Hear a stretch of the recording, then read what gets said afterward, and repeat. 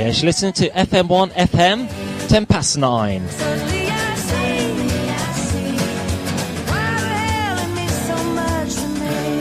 So today's featured guest is a musical artist who comprises country, folk, soft rock music. Just released a new single way back when, a new album on the way, and has been respectively compared to the likes of Thea Gilmore, Katie Tunstall, who we just played. Welcome on the show, Elaine Page. Elaine, how are we? I'm fine, thank you. Elaine Palmer, though. Yeah, I'm really well, thanks. That is great to hear. So how is life treating you? Yeah, it's really good. Busy at the moment because the single came out last Friday and then my album's out this Friday, so busy doing lots of radio and gigs and bombing about, rehearsing, and it's really good.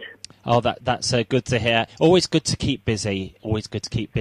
So it is an exciting time for you. You, as you say, you have a new single out, an album out.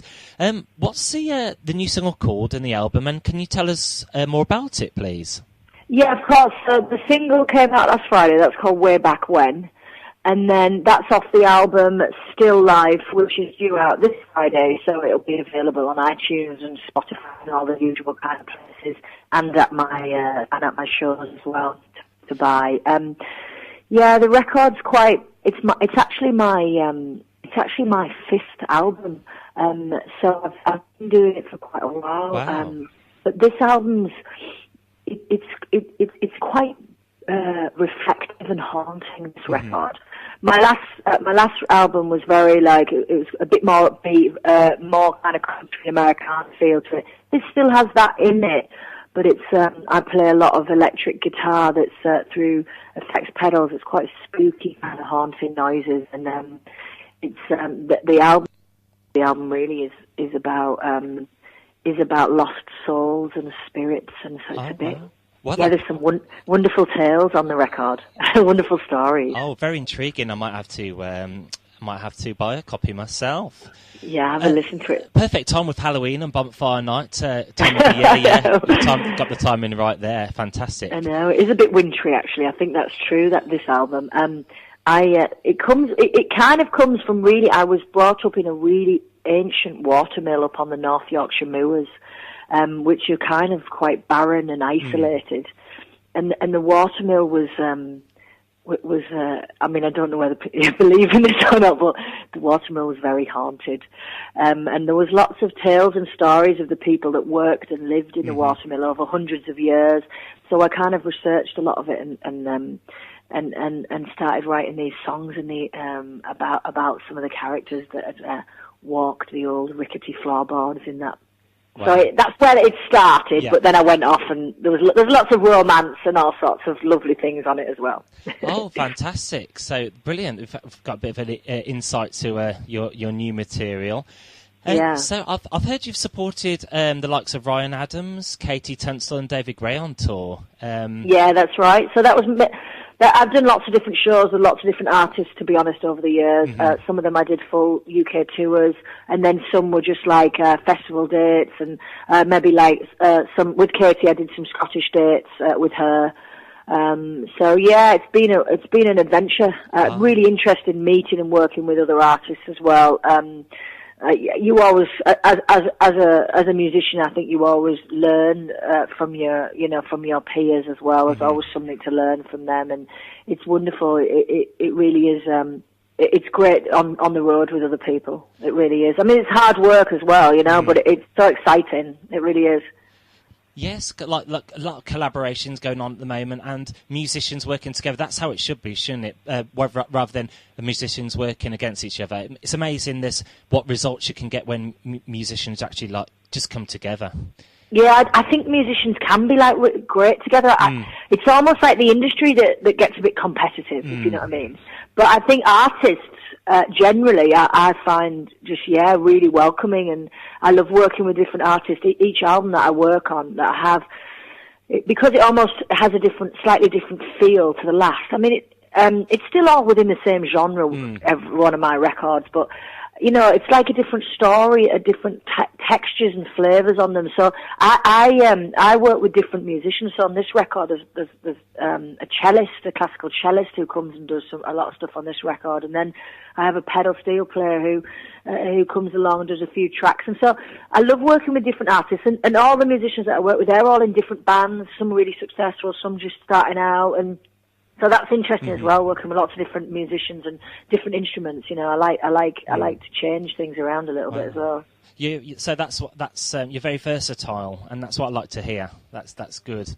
Yeah, I'm not too precious about it. I think music's something that, especially as a songwriter, I write so much and lots of songs. I don't feel I need to be too precious about everything that I do. I like to just get on with it and get it out there. It's a good old Yorkshire attitude. Yeah. Good answer. Good answer. So, what do you think of the state of the charts at the moment? Does the future look bright for the music industry? There's so many platforms out there to kind of go down avenues, isn't there? Yeah, I think the mainstream British music industry, I tend to say I don't really have all that much to do with it, to be honest. The charts and pop charts and things like that, I'm not. I never have been and probably never will be anywhere near them, really. I tend to work in a bit more of an alternative kind of underground scene where, but like you said, there's plenty of people touring, there's plenty of records out there, there's plenty of fabulous stations like yours, like great websites, fabulous magazines, Mojo and all the usual kind of great magazines that write about proper singer-songwriters that have that craft rather than just, manufactured, overproduced stuff. So there's all sorts of ways of finding it and accessing it.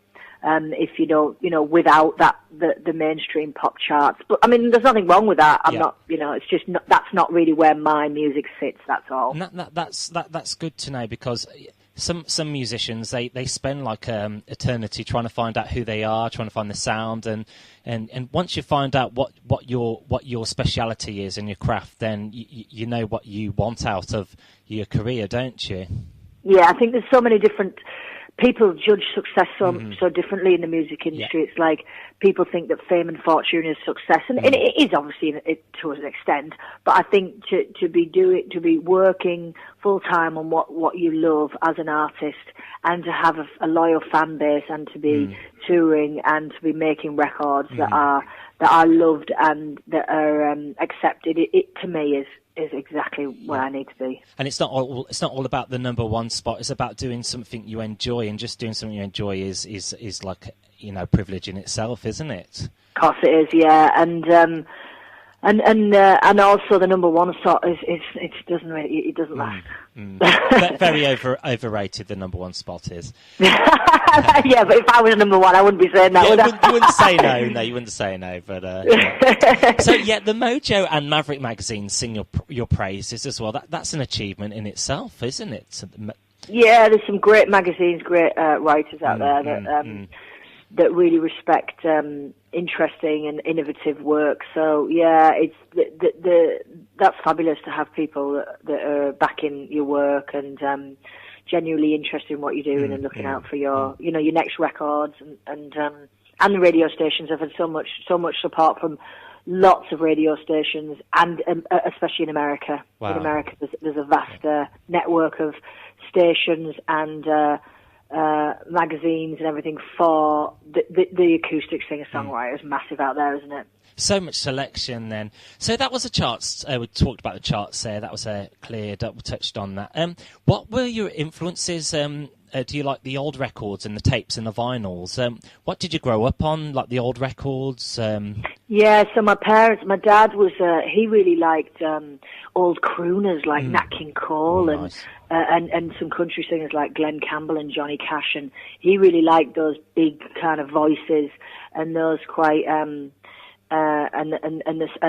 songwriters that had a bit of something to say, like Dylan, and I listened to a lot of Neil Young and Jeff Buckley and Nick Drake growing up, things like that. So the real kind of craftsmen. Do you know what I mean? I liked a lot of female artists as well, Nina Simone and Janis Joplin, and those wonderful voices. That were slightly left of centre, but very accessible as well. And then as I got a bit older, I started touring and playing with more alternative singer-songwriters, like PJ Harvey, and I started getting into kind of female artists that had a bit of an attitude. I really liked it. I really liked that. Wow. Something a little bit little bit more edgy, So, and even now, I still look to them as my contemporaries, really. Very eclectic musical tastes there and influences. Brilliant. So moving on to the next question. So your music, as I says on the leading up to this interview, you cover folk and soft rock and country. You're very versatile, aren't you, Elaine? Yeah, it's quite difficult to pinpoint what I do really, because it does cross over. I mean, this single that I have out way back when, it's quite a bit of a pop song really. It's lovely. It's got like that. It's upbeat and it's got a pop feel to it as well. But it's still got that slight country, but only a hint of it. A slight country and Americana feel as well going on. There's a little bit of pedal steel in there, and I play acoustic guitars on this one. So it's it can be a little bit folky, but I don't do anything traditional. It's not traditional folk. It's not purist folk at all. So it can cross over into just that kind of... I mean, when they pop me in, like, HMV or whatever, they pop me as like singer-songwriter, really. So it's just that, just somewhere in that that huge, that huge kind of label that can cross over into those different styles. Oh, great stuff. Yes, I previewed Way Back, and it's very radio-friendly, and that's what we like on this show, a nice radio-friendly song. So I've got a few more to go. You've got a few gigs coming up in London. Do you know when and where this will be? Yeah, my next one in London is a lovely little place. The night's called Starry Nights, which I quite like that already. Very nice name. And that's at the Star by Hackney Downs. So that's on the 29th of November. I'll be playing there. And then I've got some more London shows, but not till after Christmas. So I'll be putting them up on my website and what have you once everything's confirmed for next year. I'll be touring again March next year. Probably put out another single then. But yeah, so I've got my London show for this year is the 29th of November at the Star by Hackney Downs. Great stuff. We'll put that on the internet and our websites and our social network as well. So get the word out. Yeah, lovely. Thank you. Right, and. Final question, where do you see yourself in 5-10 years' time? Do you see yourself still doing what you do, carrying on? Yeah, definitely. I've set up a label now, a record label, so I'd quite like to maybe start filtering some new artists through my label and start getting a little bit more into that side of it as well. Great stuff. Yeah. So I'd love to be able to think that I could work with other artists as well, putting some independent records out.